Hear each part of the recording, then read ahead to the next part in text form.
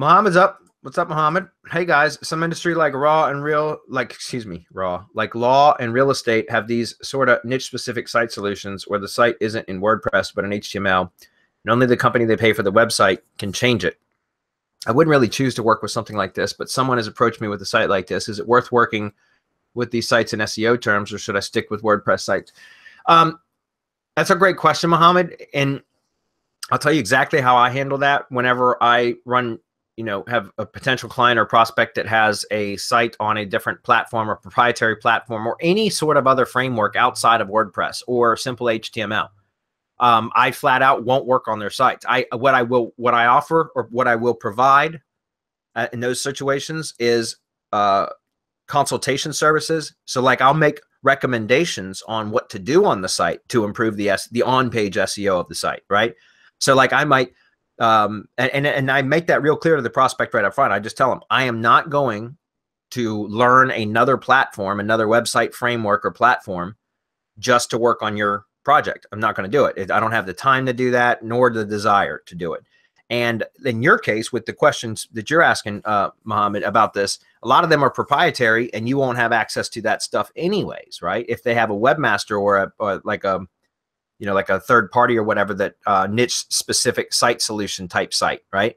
So the only thing you can do is provide on-page SEO consultation services, like give recommendations, which can be done via screencast and some, Google Docs and stuff like that, and hope that they'll actually implement what you provide as your advice, your consultative advice, right? And then you charge them for your consultation, and then you can do all the off-page stuff. Or the other way, which seems to be more appropriate in most of the cases I've dealt with, is to put a subdomain on their domain, and then install WordPress, and then do all of the SEO that we would typically do, because now you have a WordPress site to work with on the subdomain.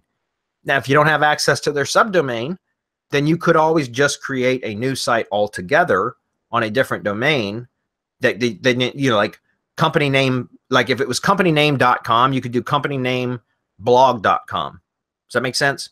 Or something like that is my point, just to have a WordPress site that you could use to do all your content promotion, your content marketing, all that kind of stuff that you would normally do, and just have all of the linking and stuff linking over to the main site, the one that's on the site, the niche specific site solutions. You want to make sure the branding is all consistent though, because otherwise it's you want to make sure Google understands that it's the same entity, it's the same company, right? It's just one site is a blog while the other site is their main site or whatever, and that's perfectly fine to do. It can be done on a subdomain or on a separate domain. There's obviously more benefit if it can be done on the subdomain, but in certain cases, sometimes all you can do is work on it's like an entirely separate domain altogether, if that makes sense. Okay, now I know, Hernan, you've done a lot of that kind of stuff too. Do you want to comment on that before I move to the next part?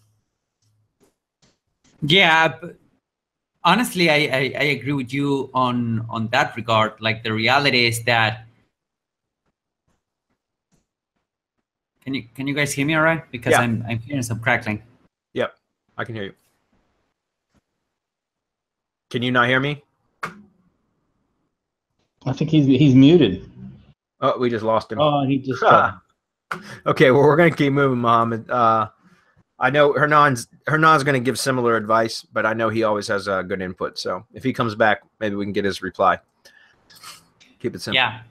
Yeah. I was about to say before I drop off, regarding Mohammed, the other question about HTML versus WordPress sites. I work with clients that had some other solutions, like, I don't know, Magento or Volution or some e-commerce like Shopify, and I always default to the subdomain WordPress solution for SEO. Always, like 100%. And if they need something specific done, for example, in terms of funnels, I always default to ClickFunnels.